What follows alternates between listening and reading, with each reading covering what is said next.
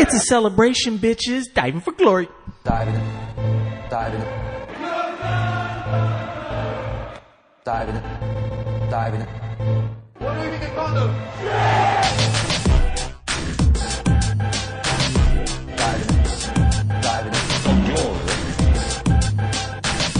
Diving. Diving. From glory.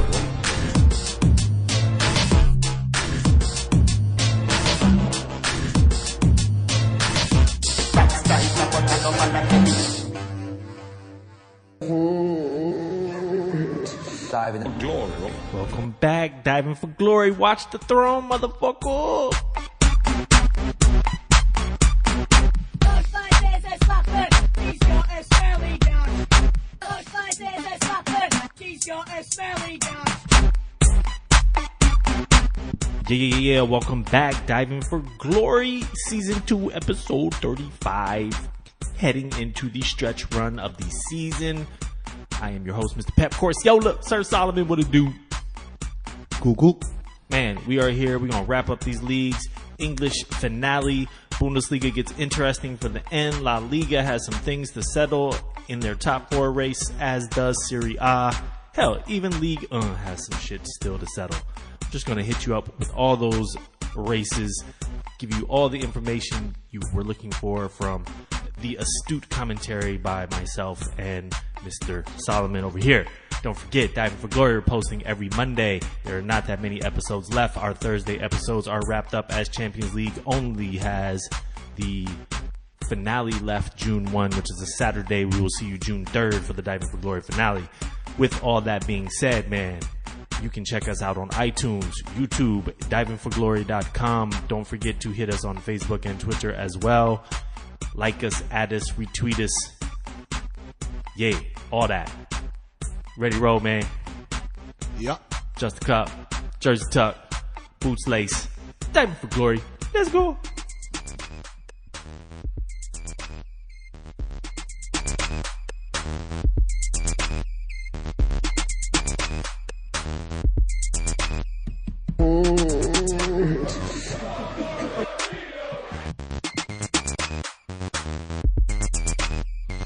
Yeah. Welcome back, man. Diving for glory. Man, we're going to jump right into the Premier League. We're going to hit you up right at the top of the table, man. Let's start where it goes. Manchester City away to Brighton. Liverpool hosting the Wolves. And The Wolves. the Wolves. Yeah, the little Starky Starks. But yeah, as we all know, this title was up for grabs. A Liverpool win would need to be met with a loss or a draw by City. City only needed to win, and they got it done, man, after a shaky little start. Liverpool handled their business 2-0, right, over Wolves? Yeah. Yeah, 2-0 over Wolves. Mane. Mane fresh. Gucci Mane. Doing it. Many money. Hey. But City, man, could not be stopped here. They gave up an early goal to Brighton, went down 1-0. And as we were just talking off mic before this, player of probably their entire history, Sergio Aguero, ended that shit in about a minute and a half. Speak on it, Sir Solomon. Yeah, basically, on the day that Yaya Touré's retirement was announced, and then refuted. David Silva to Sergio Aguero with a minute within going down was very appropriate as the old school duo. David Silva has definitely lost a step or two, and they'll need to be working on making him a part-time player next One season. year on the contract. He's done after that. But even in that year, you're going to have him in a much more limited role. Yep. And then the second goal, Riyad Mahrez corner, Aymeric Laporte scores the beautiful header, which that's the championship goal, and that is the new school players. Yep. You know what I'm saying? Yep. So everybody was represented, and then Silva to Riyad Mahrez for a wonderful, beautiful little dribble shot, and Ilkay Gundogan with the Sweet gorgeous free kick. Finish it off. Oh, you said all the new school right there. Ah, yes. Yeah, no doubt. 4-1 City take the title with 98 points. Liverpool, just insane to consider that they had the fourth highest total ever in English history. They had one loss to the champion Manchester City, and yet they could not get it done. But it doesn't necessarily feel like a failure. But man, It's they not. were. It's not. Yeah, speak on that. Why they were? Let's just play devil's advocate. They were 7 points up. At the beginning of the season, if you were told that Liverpool would have 97 points, that's an amazing fucking season. Yeah. Just because somebody else had an amazing season, it doesn't take away from the fact that this is beyond any realm of imagination we had. We thought they'd be good. Even if they were to be champions, we didn't think they would get 97 points. Yeah. And that can't be understated. Like, this accomplishment is huge. It just means that much great. Manchester City had to finish the season on a 12-game winning streak. 14. Okay, sorry. Yeah. Even better. On a 14-game winning streak, at which point in any of those games they had dropped points. They had to have this winning streak. Win. It wasn't, Yeah. you know, and yeah, just because one person happened to do better than you doesn't take away from the fact that they had an amazing season. And I think they finished on 9 straight wins themselves. And I mean, and honestly, yeah, like how much more could you actually ask? I mean, what would you turn like 2 of these draws into wins? And you're asking this team to score 103 points? Like, Well, that's insane. You won 30 games in the season, and then like in the middle of like February, March, they had like a 10-day wobble. Yep. Draw. Gone. Yep. Championship gone. Like, you can't, like, the expectation, and Pep has gone through this before with Bayern Munich and with Barcelona. When he was at Barcelona, Real Madrid was the record-breaking second-place team to his Barca, you know? So he's used to being pushed, and he managed with the resources they have. They have basically 2 teams. He held off Liverpool, but this Liverpool team did amazing things this season. It's definitely, up for debate, and probably in my mind they're probably the best team in the world this year, and still possibly could end up trophyless. That's crazy to consider, and I don't even know what it speaks to, just how good. I think it's one of those seasons where there isn't a clear best team in the world.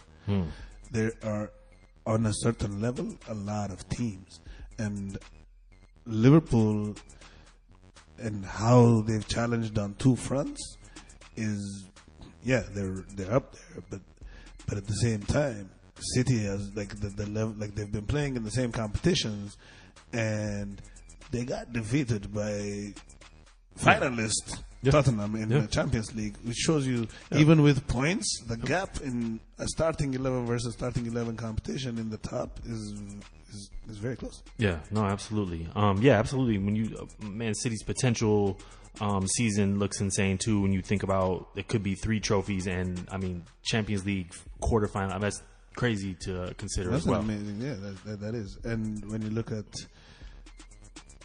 2 Champions League finalists finishing 2nd and 4th, like Manchester City last season finished with what, 102?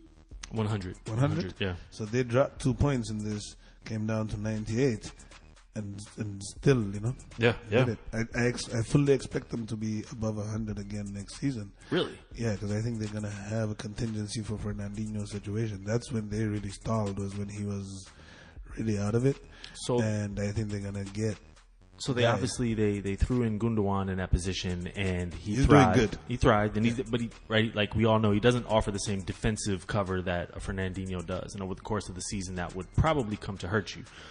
The other issue for them, just speaking on that about next year, because I've been thinking about that, is Gundogan. He's approaching the end of his contract, and he's yet to re-sign, and he's being non-committal about it. I don't know if he's tactically thinking or... Well, until recently, he wasn't valued highly by the team in terms of playing time. If everybody's healthy, Gundogan is on the bench. And he's a big-time player with a big resume, and he feels he should play more, and he knows that if he becomes a free agent, the market will allow him more.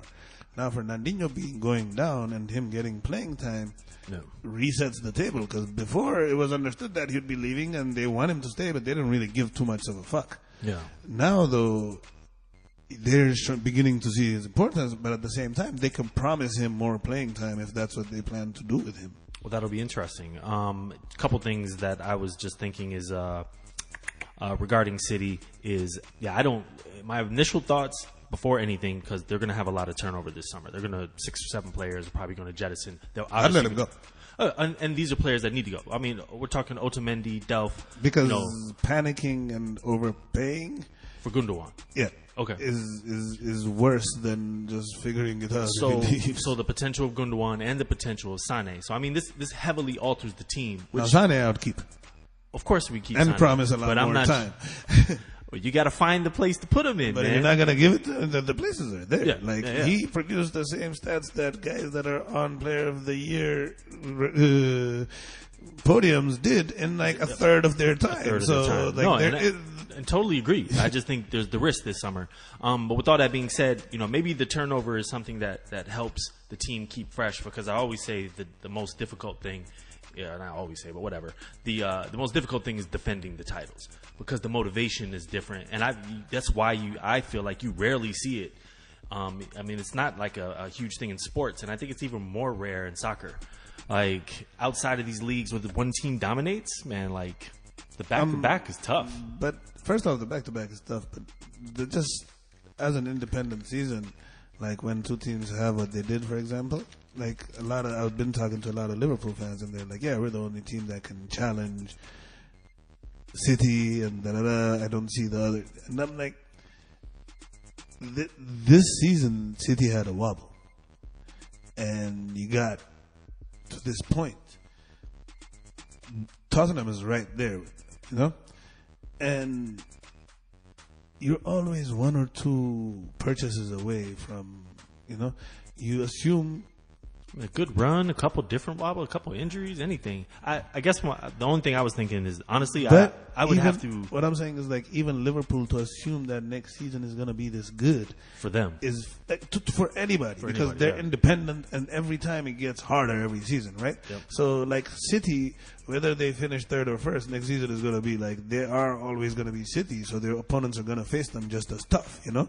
Now, when you buy, and like, rebuilding a team is the hardest thing in football, and that's why Sir Alex Ferguson is forever, revered, is because he's built multiple generations of dominant teams. And you bought these guys, you put them together, you built a team. Now what? Mm-hmm. And for Klopp, it's like, do you go to the next level and challenge next season with moves you make this summer, or do you fall off? With Pep, it's like, do you get caught by the rest of them, or do you really rise and show you're better? My gut, my premonition about next season sees definitely, like, it's just almost impossible to assume City can keep up such a pace. Anything can be done, but I just don't see it with the changes that are going to happen. And just like I said, from a motivational standpoint. And with that being said, how long do you think Pep stays?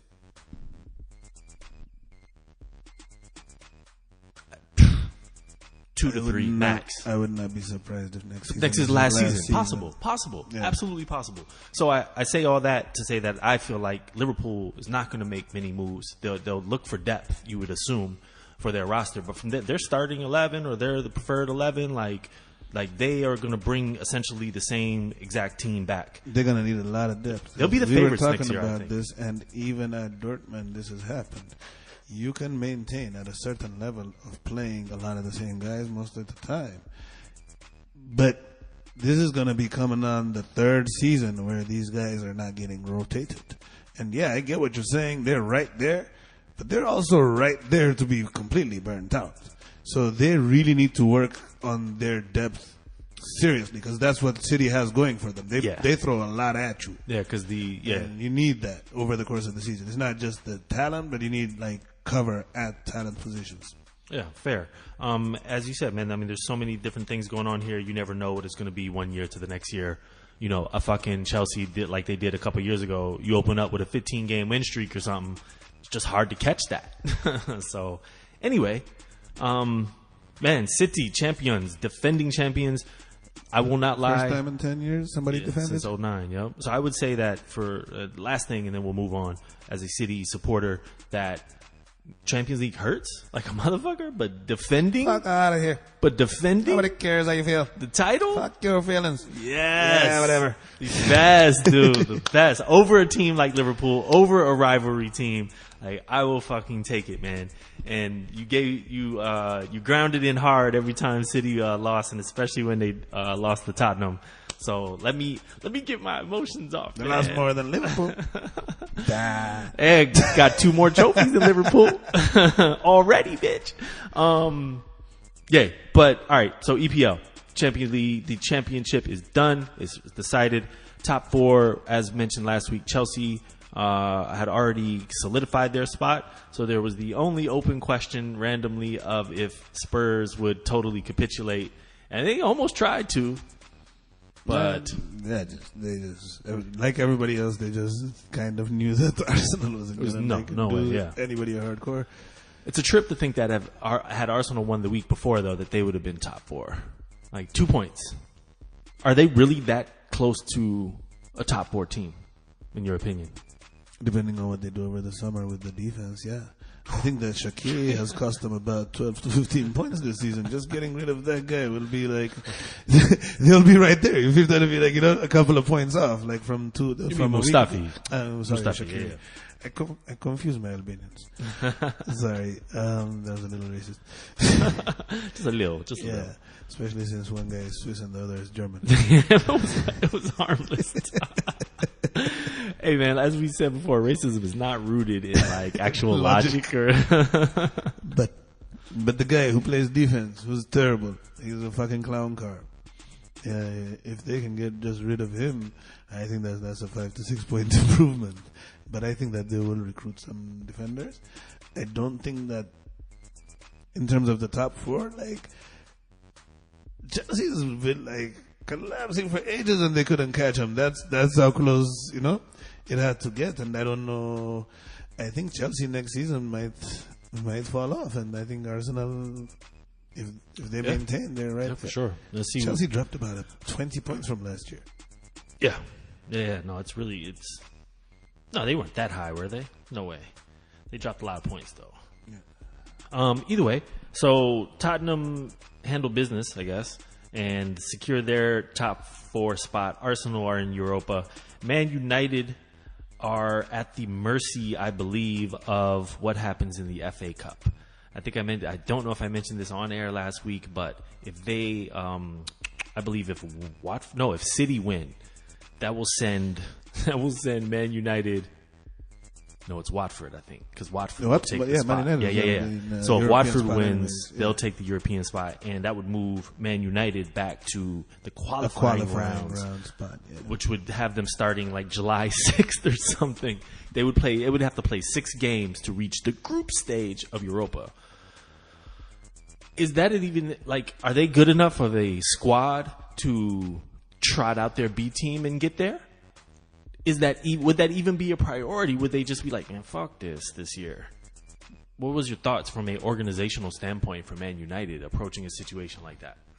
Which obviously we'll be able to speak of more definitively next week.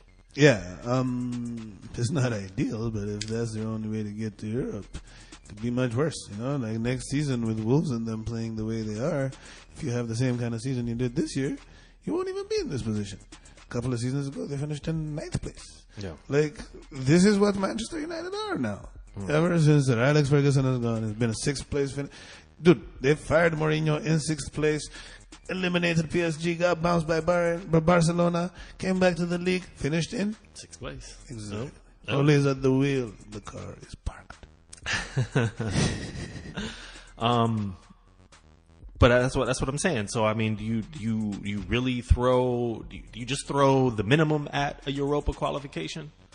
It depends. If when the draws happen, if you're gonna have to take your squad anyways once you're decided. But like you'll play the younger, like you said, the B guys, whatever, in the first leg, see how it goes. But like you're basically starting your season early. And 6 games is a lot of games just to get the group stage. 3 ties, right? Like, I mean, 3. Yeah. 3 home and aways, right? Yeah, they won't play all 6, and like they'll probably, especially early round, you just steamroll a team in one half, and you just sit around, Mm-hmm. Okay. So yeah, man, top 4, top 5, top 6: Man City, Liverpool, Chelsea, Tottenham, Arsenal, Man United. Wolves still sitting in there. So that's it. That's what happens if Man City win, then there's that spot up for grabs, I believe, and so Wolves would grab that and go to Europe, and United would go directly to group stage. Relegation, as confirmed before, is Cardiff, Fulham, Huddersfield, Peace, and there's still the championship playoffs to come. Yeah, already Sheffield United and Norwich won it, and Aston Villa took a 2-1 lead over West Brom in the first game. Dwight Gale scores and gets sent off because he's a dickhead. I hate dude, man. I hate dude. He fucking crushed. Who was that? KDB the other year. Tammy Abraham had a penalty to get the 2-1. And on the other side, Derby County lost to Leeds. Yep. The fans were fucking serenading Frank Lampard. We beat you at home. We beat you away. We beat you at Wembley. Do you have a preference here for the winner? I would like. Okay, so Marcelo Bielsa is like the mad scientist, whatever guy. But like, I'd really like Aston Villa to come up here because they're rooted in the second biggest city in England, Birmingham. They're the biggest city in that club. I mean, the biggest club in that city. They have a solid history too, right? Yeah, very solid history. Jack Grealish is a very exciting player. Like, if he was to come up with them, like, if not, they're probably going to lose him to Tottenham or something. They're an OG Premier League team too, right? Yes, I think the first season Manchester United won. I think Aston Villa was second place or third place.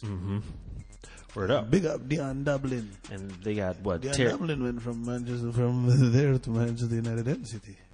And that's John Terry on the assistant, you said last week, right? Yeah. Word up. They got the points because Marcelo Bielsa let them score a goal after his guy pretended to kick the ball out and scored. Last thing, man, we're not going to go through all these games because anything that meant anything was already talked about. But what else strikes you about the Premier League? And we had an awesome, incredible title race back and forth all year. Top 4 became it was exciting. Then it became a kind of like a joke, but still close. But the rest of the league, I think that overall this is one of the best Premier League seasons we've seen.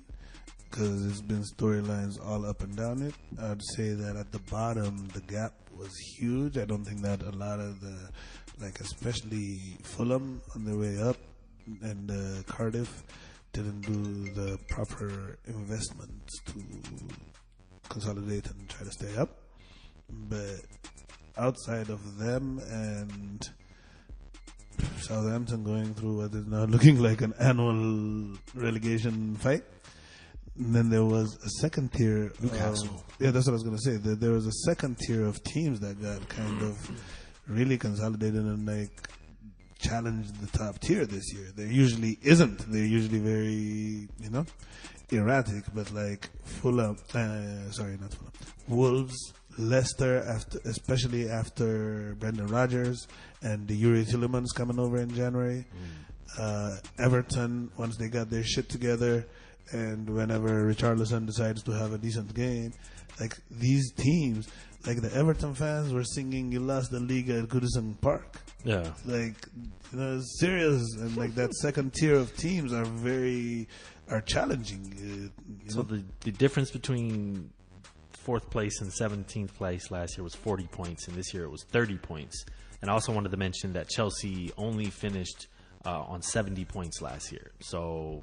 What did they have now? 72. Oh, they had 72 this year? Yeah, so 2 point improvement. Improvement. Oh. Sorry. Yeah, man. And you just got to assume the money's going to keep, bringing more players. Bringing more players for teams like a West Ham, for a Leicester, for a Wolves. Oh, speaking of West Ham, big up Manuel Lanzini. Came back from injury and scored this weekend. Remember him last year? He was supposed to go to the World Cup with Argentina. Yep. He suffered the fucking heart-breaking ACL, I think. Yep. So it was nice to see. Yep.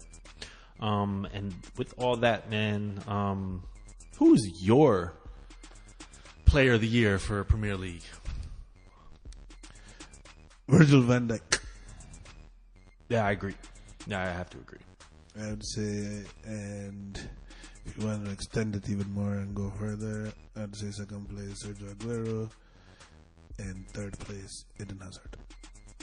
No Mane love.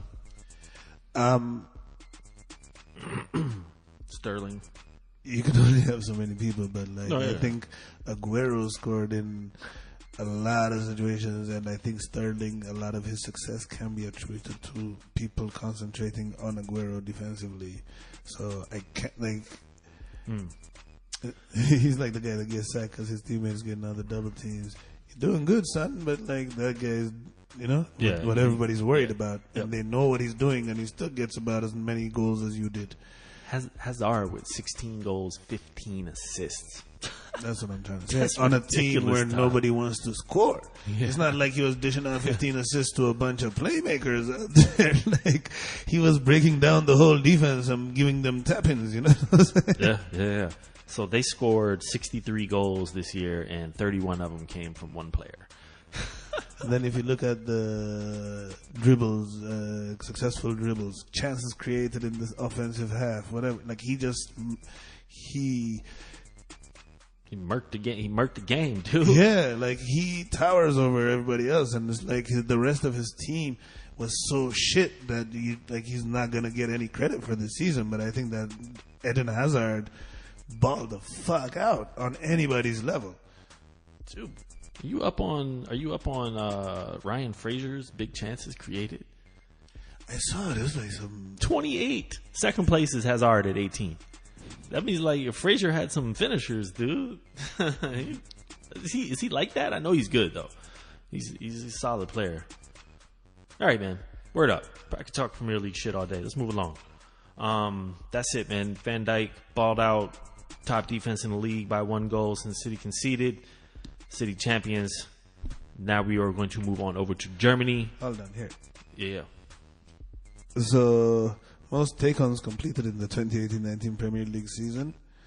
Mohamed Salah, 81. Raheem Sterling, 81. Nathan Redmond, 92.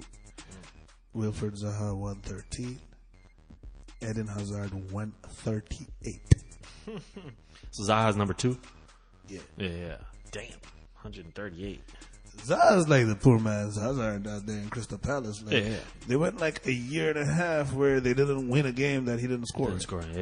Yeah. Word up, man. Premier League. See you next year. Peace. Holla. We got FA Cup next week, though. And anyway, FA Cup final. Moving along, though. Bundesliga. Germany. Bayern Munich needed a victory in a similar fact that just victory, and they win the championship. It's a wrap. If Dortmund slip up at all, it's a wrap. And first things first, Bayern do not have an easy task here. They played away to Leipzig, and Leipzig shut shit down, man. Bayern goal was overturned by VAR, and they've been losing their shit. Did you see it? It looked questionable, but Yeah. you should have. I expected them to put more. I told you Timo Werner wasn't gonna score. Not trying to score. They're like, dude, we get you a 0-0. You can take it from there, and Bayern didn't do it. Yeah. Yeah, no. They dropped their points, man. 2 points down. Munich. Now Dortmund need to pull their shit together and win their game. And they did what they came to do, man. Went up 3-1. Which is play a chaotic fucking game. Pretty much. But they went up 3-1 and conceded a late goal, but held on. Pulisic doing his thing here. Yeah, boys. I like when players that have signed to go somewhere or whatever, and it's already been announced, when they show the kind of professionalism to like score on the big stage for their team. And Pulisic at a young age, it was nice to see. You know, they gave him the chance in the big game late in the season, and he balled out. Yep. Early first goal here in halftime, so it goes halftime 1-0. As mentioned, they go up 3-1 in the 92nd minute, so it was definitely still to be decided. Game, yeah. Ooh, but they got all 3 points, man, and that leaves the top of the Bundesliga still to be decided on the final day. Gives me something to tune into next week.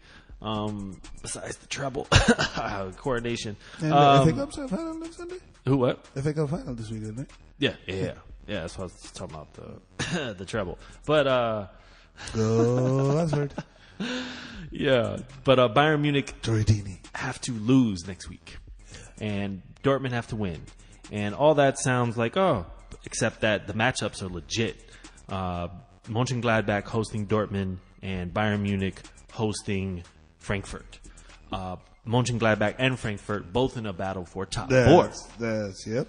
So they are, and matter of fact, Frankfurt has fucked their lives up by losing this yesterday, to the point where they could be out of Europe totally if the results go the Frankfurt wrong got way. fucked up 6-1 last week. I was trying to draw attention to it, and everybody thought, okay, fine, because they're going to play in the Euros. I always maintain that losing is not good for you when you have a busy schedule, and they lost that. They lost in a heartbreaking penalty. Fucking Kepa saved it with his. And now the free fall continues. Yeah, so let's talk about the rest of Bundesliga here and how that is going to play into the championship race. RB Leipzig are the only team that are basically done until their cup final against Bayern. They are solidly in third place. Now, 4th, 5th, 6th, 7th, 8th are all still alive for European spots. Mönchengladbach, Leverkusen, Frankfurt, and Wolfsburg. Wolfsburg they don't have the goal difference, so they're not in the Champions League discussion. But 3 teams, Mönchengladbach, Leverkusen, Frankfurt, are all still in there for the last Champions League spot. And Wolfsburg trail right behind that, and Hoffenheim with a chance to steal one of these European spots. Now, the fascinating thing here again, though, is I believe they don't play each other. I thought they did. But yes, so Mönchengladbach need the win. Frankfurt need the win. Bayern Munich need a point. Dortmund needs the win. And that's a lot to play for, man. Good shit on the final day. Yeah, Coming from the Bundesliga. Whenever Bayern Munich has a wobble in a season, then you notice last year we were like, never mind, don't look at Bayern Munich. The league is really close to each other. Like, this is a fun league. It took Bayern Munich dropping a serious amount of points this year for people to be able to appreciate how good the league is. The rest were at the same level last season. Yeah, absolutely. Big, rest in peace, Schalke. Yeah, R.I.P. Schalke. Although they did stave off relegation, Bundesliga relegation is pretty much confirmed here. It is confirmed. Nuremberg, Hanover, and Stuttgart. Oh, that was fucked up. I really didn't mean to do that. That just kind of happened. Stuttgart is probably still going to be around next season.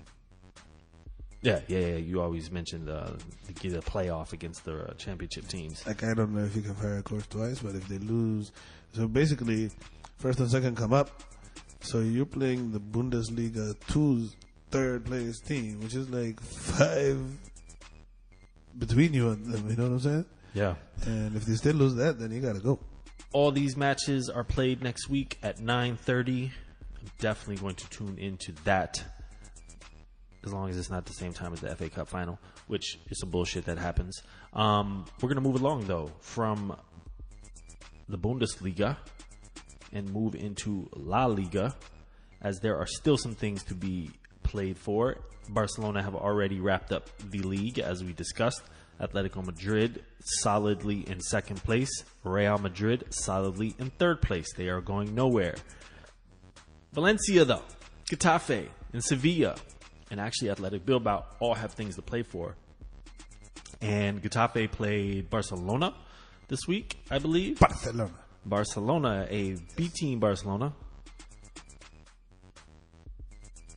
Oh, this midweek. Oh, okay. I thought Getafe played, because Eibar is playing Getafe Barcelona. Yeah. Huh? Barcelona Getafe. Barcelona at home, 2-0 over Getafe. Oh, this past week. Mm-hmm. I thought you were talking about. Yeah, I'm not talking about next week. No, sorry. I'm so reviewing the games. Yeah. So Getafe come into this. Sorry, I don't think I was clear about that. But Getafe come into this basically needing a win. They didn't play a total B team actually they didn't at all. I mean, Messi played 90 minutes, of course. And you're still PK, Coutinho's Busquets. out for however long with injury, so that didn't change. Well, he's out forever with Barcelona. No, but what I'm saying is like the guy doesn't use many options. He's out, so you know. Yeah. So 2-0, Getafe ruin a wonderful chance. Valencia get a 3-1 over Alaves, which they take advantage of Getafe losing. And Sevilla battle back, I believe, to get a 1-1 draw away to Atletico Madrid, which keeps them in the discussion here. Bilbao, who had a slow start to the season, get a 3-1 over Celta Vigo, which is bad news for Vigo. I think I'm going to mention that here in a sec. But Bilbao get the 3-1, which puts them back into contention here for European football. There's one other team that I am omitting here. Yes? No, that's it. That's about it. Yes. So, as it stands at the moment, 4th place is Valencia on 58. 5th place is Getafe on 58. And Sevilla is 56 with and 6th place in the European qualifying. And Athletic Bilbao is 3 points behind them. And that's significant because Sevilla and Athletic Bilbao play each other next week. So that will be either a play-in for Bilbao as they won the first matchup against Sevilla, or Sevilla could actually catapult themselves into Champions League if Valencia and Getafe falter. So still a lot to play for on the top of the table in La Liga. Who you get? Valencia. That's what you want? Yeah. No, I think they're going to do it. I think they'll just hold on, man. They've been so fucking just chugging along. They had a pretty poor start to their season, too. But since Sevilla is so up and down, and I think they're just playing the better competition here as... Getafe plays Villarreal, who just got survived, basically. Mm-hmm. Valladolid. Valencia is away at Valladolid, and Valladolid might still be playing for that last game. Mm-hmm. And Sevilla at home to Bilbao. That one's the big game. That's who you got? Who I want, and I have Valencia. Mm-hmm. Yeah, all right. Word up. In agreement there. And so you mentioned the bottom of the table.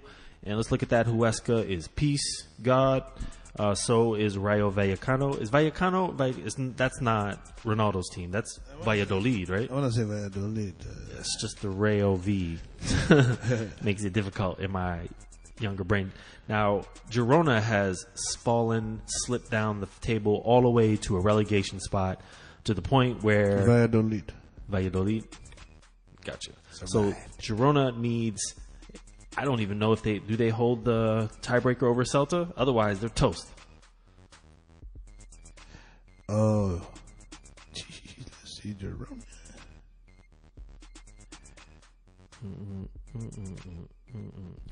Sorry, team. We're gonna check this out because I really want to. Actually, really want to. So know Celta that. has a 2-1 victory in April 20th over Girona.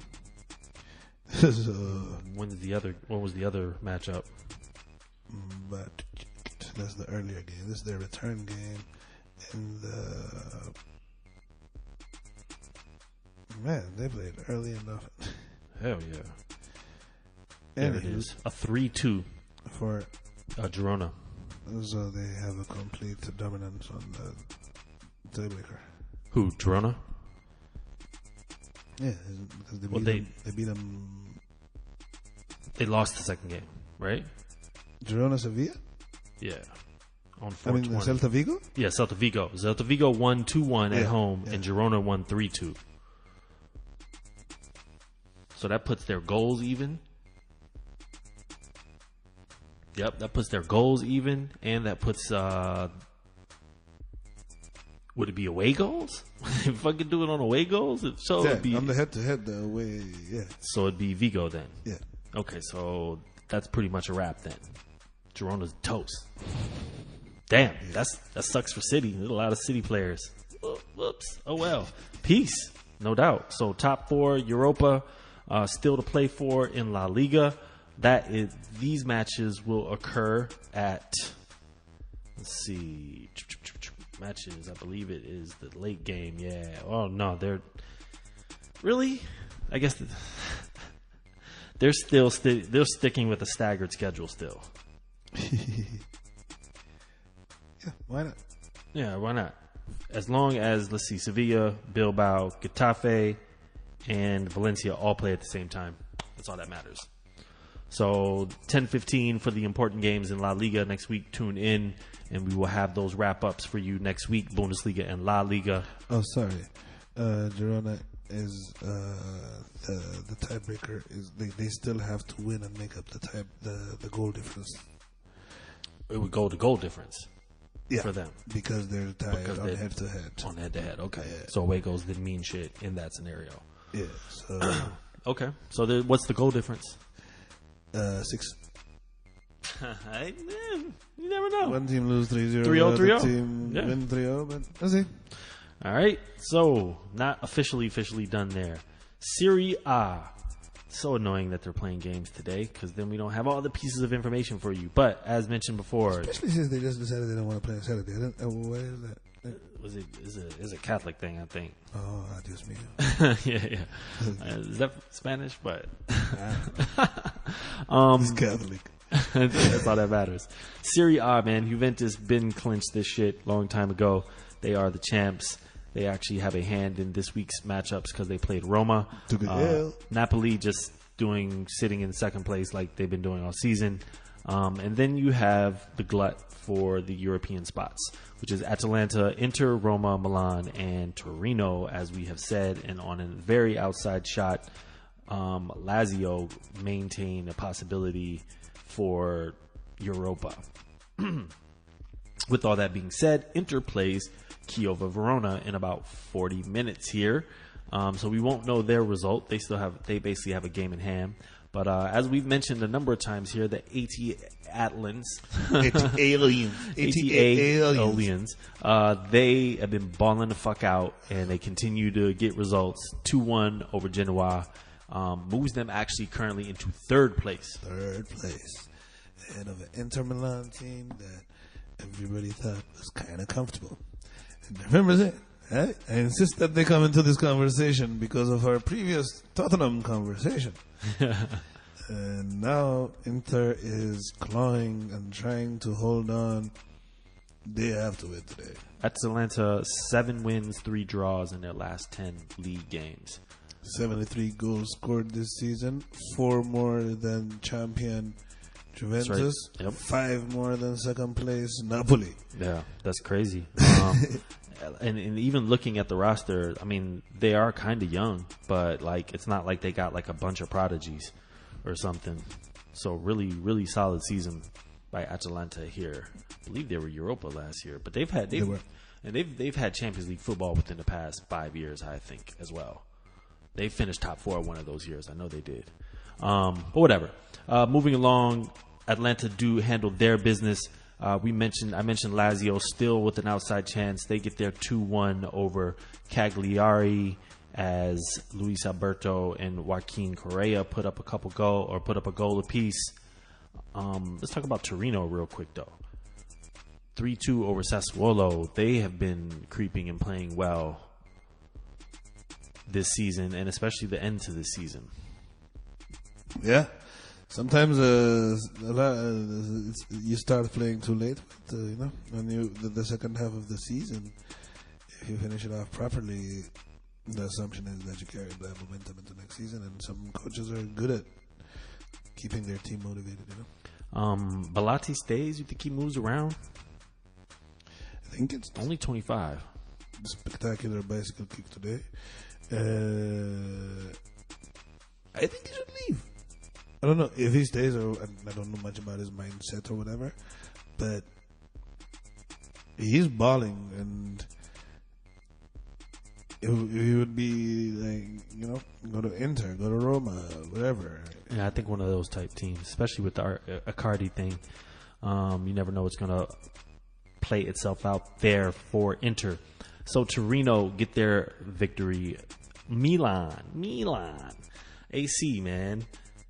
away to Fiorentina, who have somehow, I'm going to mention this shit here in a few, but have somehow just slipped and fought. They've dragged themselves into the relegation fight, crazily enough. Yeah. But Milan get a tough fought 1-0. All 3 points. Vital. Yeah, and scored by... I'll let you do that. sorry. Hakan. Hakan? How do you... Çalhanoğlu? Çalhanoğlu. Çalhanoğlu. Yeah, the little squiggly thing at the means bottom. That's probably even wrong. It's just less wrong, you know? That just Hakan. You remember that season I just called him Turkish Hakan? Turkish Hakan. He gets the only goal in this 1-0, and they hold on. AC get all 3 points. Like I said, vital. Napoli get the 2-1 over Spal. And Roma, even though it's Juventus already wrapped up with the league, done in Champions League, they're still Ronaldo's still out on the field. They beat them 2-0 at home. And Paulo Dybala, Cuadrado, like they played a strong team and got murked. Yeah, murked. Roma looking to be a little more stabilized in defense. We talked about this a little bit last week, I think, with Ranieri there. Do you think Ranieri... Well, it depends still what these last 2 games does, if Ranieri gets the chance or not. No, I think he's gone. Think he's gone? Yeah. He's gone. And there's already, like, depending on where they finish, there's rumors that even Mourinho might take over, you know? But they're definitely looking for a coach. Gattuso, whether they get to the Champions League or not, it seems like it's known by everybody he's going to be gone. Yeah. So there will be openings, and I have hope for Gattuso in the future. Like I just hope, like, I mean, he did all right over here, man. I don't think they're like totally like they shouldn't be way better than what they are. Yeah, I don't think they're firing him also just because they need to be way better. I think that they just need a better manager to, like, he's done the best he can, and it's fine. But like with the investments and stuff, if you want to take it to the next level, I don't think that he's got the experience or the skill level for that. Yep. Agreed. I think you put that together exactly how I wanted to. So Inter play today, which means they have 3 games left. Serie A is 2 games away from being complete. And with that being said, Atalanta was 65, Inter was 63. So Inter can still jump them and go back. But then you got Roma with 62, Milan with 62, Torino with 60, Lazio with 58. I think I looked down the schedules. None of these teams play each other in the upcoming 2 match days left. Any favorite here for you, man? This is at least the opposite of the English one. Like these teams are not backing into this. Like Milan won, Roma won, Atalanta won. We'll see what Inter does today. Torino won. Like, and they have been winning. Like, none of these teams have been in awful form the past few weeks. And they're still, like, Inter has 3, Milan and have 2. You know, so. It could cut either way. Like, Milan, there's a big. Milan finished 8th place still. Yeah. You know.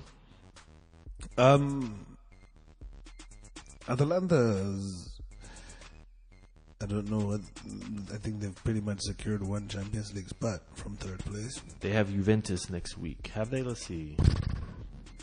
No, hell no. No, not at all. They can get past twice. Mm-hmm. Yeah. But, so, they have a 3-point advantage over 6th place Milan, even though they're in 3rd and Milan is in 6th. Yep. So that's going to be interesting. Milan has their work cut out for them, but Atalanta, as I they mentioned, have Frosinone and SPAL left, Sespal, for Milan, and then for your boys, Inter still have Napoli. Atalanta still has Juventus. I hope Roma makes it. Yeah. They play a home away game to Sassuolo and then at home to Parma. And I think that's very doable. Yep. But I think, I don't know, we'll see. It would be nice to see Milan or AC Milan back in the Champions League. But it seems like a lot has to go their way. Which 2 teams are best suited to even handle that next year. Like even when you consider like what kind of players they're going to be in the market As it this summer. currently stands, and based on what kind of work they'll do in the summer, I'd say I'd probably pack AC Milan. I mean Juventus, of course, and Napoli, and then the two Milan teams. They have the most upside in terms of getting better. And like I don't know how long Roma would even be able to keep a team together to challenge anything. Yeah, that's the real question. I would kind of want to see Mourinho over there, just back in Italy in general with a decent so team. Many young players you could destroy. For sure, but there's also enough veterans that he could get to be like his mercenary type dudes, and it would just make it a little more interesting or fun for me to watch. If I don't have to watch see Mourinho football again in my life, I would you'll be fine. all right. Yeah. Oh man, I like the spectacle that is Mourinho. I won't lie. There's something inside of me that finds that. It used to be interesting back in the day when his teams were also football teams, but like I come from when I first started, I hated him so much, and I think like even if it's failure and awfulness, like I still enjoy it. Moving along, man, we're gonna wrap up League On real quick because there's still things to play for. As I mentioned, PSG.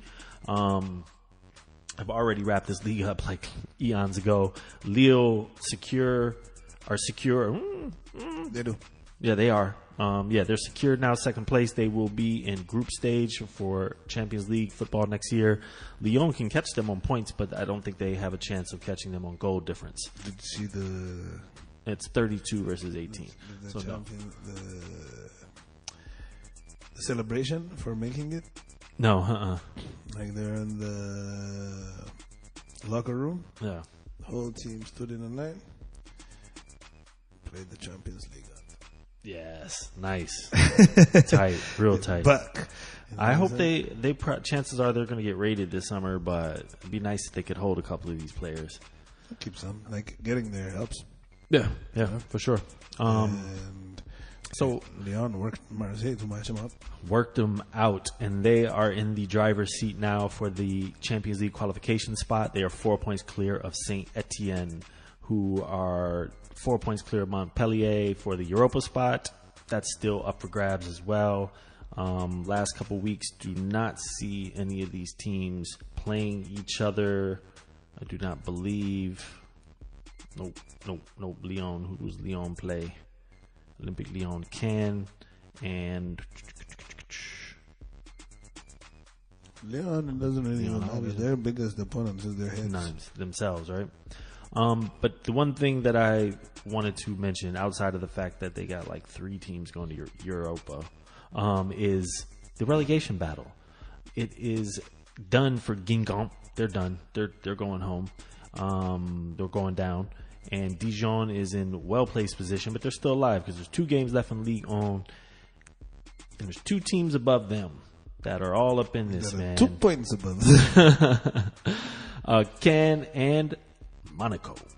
Monaco has the most amazing team God has ever created, because like, they managed to have a spectacular season, a terrible season, another terrible season. It feels like Monaco has had 4 years this season.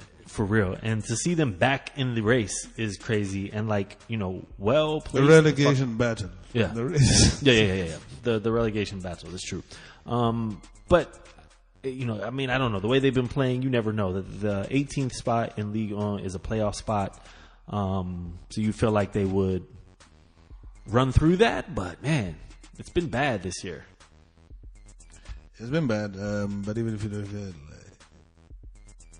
if it's kind, I don't know, but like Monaco, if you feel this against the second place team, home and away, I feel like they have enough talent to where they could, bully it. And they should. So they played this week against Amiens, who is technically and definitely still in the relegation talk, only 2 points above them on the table, so they'll have direct say in what goes on.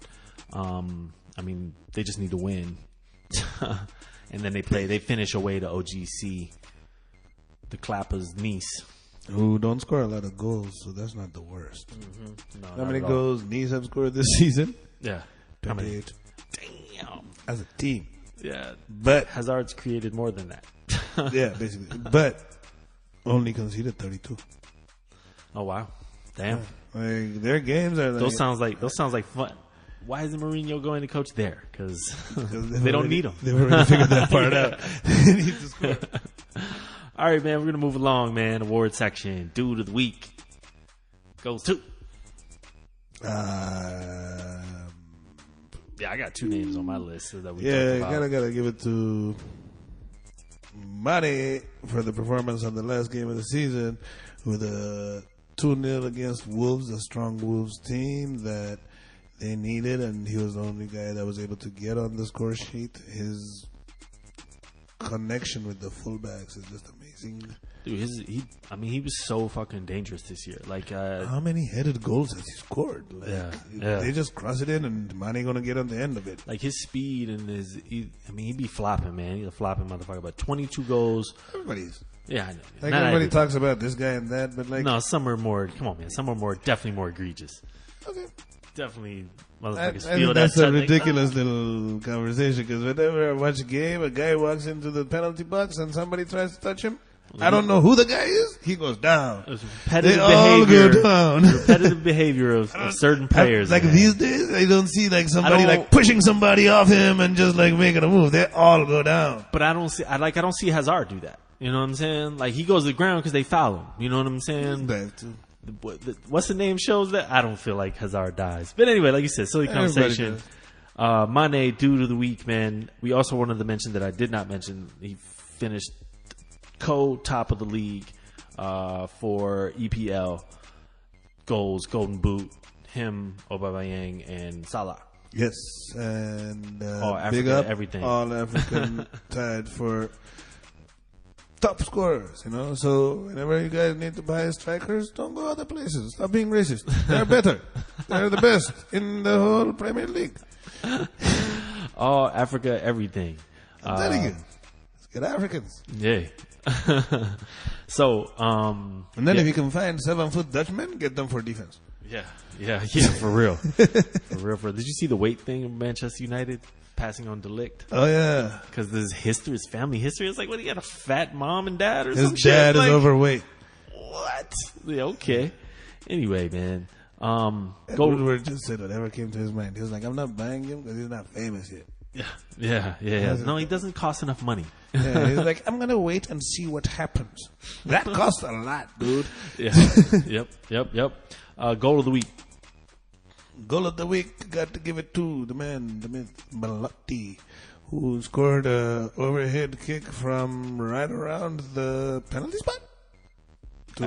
After having one saved before that. Yeah, he had tried a previous one, got nicely saved, and then he's like, let's do this again, run me back. Yeah, goal. He completely dunked it all over the dude the second time. Yep. Upcoming for next week, I'm not going into matches. I'm just going to tell you Bundesliga finale. As mentioned, tune in. Try to watch Bayern, try to watch Dortmund, and that top 4 fight, which are also involved in those games. Man, just try to find those games. 9:30 on Saturday, I believe. La Liga is all day Sunday. Their finale. So top 4 to play for there, as mentioned. Also, in the middle of the week, you have Coppa d'Italia. Which is Lazio Atalanta. Looking for some silverware there. And FA Cup final this weekend to finish off the Premier League season completely. That is Manchester City against Watford. Manchester City going for, I believe they keep saying, the first domestic treble ever. Because until Mourinho marketed the shit out of the fucking League Cup, nobody League considered it part of anything. I won 6 trophies this year. Word. Like this, you know what this used to be called? A double. Yeah, and a double. Nobody really cared what you did in the fucking Carling Cup or whatever. Like the name changes every 3 years. I remember there was a time when it used to be called the Milk Cup. I'm serious. There used to be a competition in England called the Milk Cup. Oh man. Well, also in England, do you know that there's like more people learning the created language of High Valyrian, the mythical language of High Valyrian from Game of Thrones than there are people who study Scottish and Irish Gaelic. And I say that because upcoming next week on Sunday, at the end of your Sunday, is Game of Thrones finale. Okay. That was nice. Hey man, it's real life, man. Dragon came and fucking blew fire all over this fucking podcast. And that is a wrap, man. That is a match. It's in the books. Diving for Glory, man. Post every Monday. Finale June 3rd. Don't forget iTunes, YouTube, divingforglory.com, and you can find us on Facebook and Twitter at Diving for Glory. With all that, man, that is the match. Remember, second place is good too. But not great. It was also quoted that second place is nowhere. We out. Diving. Diving. What do you think of condoms? Diving. Diving. For glory. Diving. Diving for glory.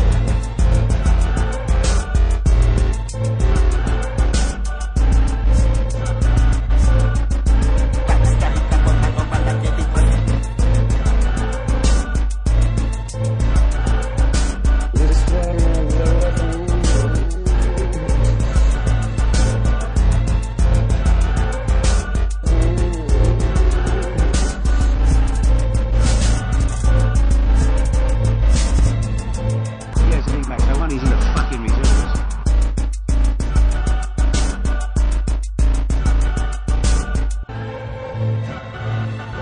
Diving. Diving for glory.